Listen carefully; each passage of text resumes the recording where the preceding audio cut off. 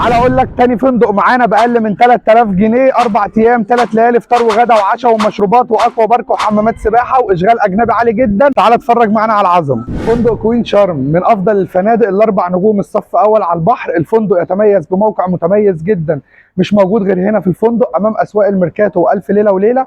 فندق فيه اكتر من حمام سباحه، فيه اكوا بارك، اشغال اجنبي عالي جدا، بيوفر خدمات اقامه فطار وغدا وعشاء ومشروبات. الفندق هنا موجود فيه اكوا بارك كبيره موجوده للكبار والاطفال، شغاله على مدار اليوم في ساعات معينه. الفندق هنا فيه 4 بارات، بار في البوفيه اثناء الوجبات، بار على الشاطئ، وبار موجود في الريسبشن. ده البار اللي على حمام السباحه بيفضل شغال يوميا لحد الساعه 12 بالليل. الفندق هنا بيقدم لك مساحات خضراء واماكن واسعه مريحه تقدر تقعد وتستجم، هتلاقي خضره حواليك في كل مكان واماكن واسعه. الفندق هنا موجود فيه 6 حمامات سباحه موجودين في مكان واحد اللي هي الساحه الرئيسيه وموجود فيها الاكوا بارك، هتلاقي اكتر من حمام تنزل فيه وتستمتع بيه وقت الاقامه. الفندق هنا موجود فيه مسرح من اكبر المسارح الموجوده في الفنادق، بيقدم حفلات يوميه وفريق انيميشن على اعلى مستوى. كل الغرف هنا في الفندق نفس المستوى بس بتختلف في اطلاله الغرفه، في اطلالات جاردن، في اطلاله بول فيو، في اطلاله بول فيو سي فيو، في اطلالات سايد سي فيو، اطلالات سي فيو مباشر. تعالوا معانا هنوريكم مستوى الغرفه ومستوى الفيوهات اللي موجوده هنا بالمكان. زي ما انتم شايفين ده مستوى الغرفه هنا معانا.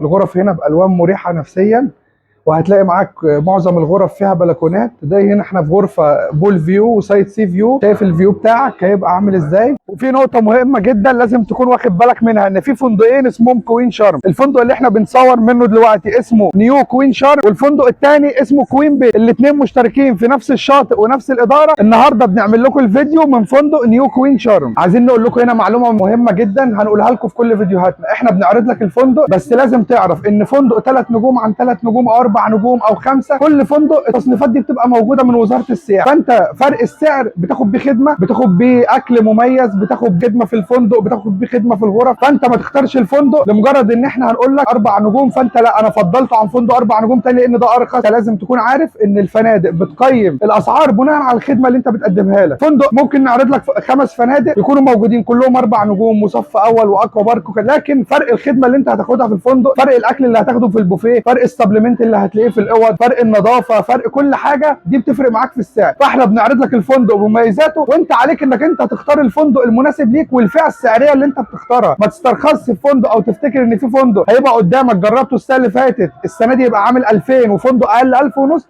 هتاخد نفس الخدمه. لا، انت بتاخد على قد الفلوس اللي هتدفعها. كل فندق بيبقى مقيم نفسه بناء على كده.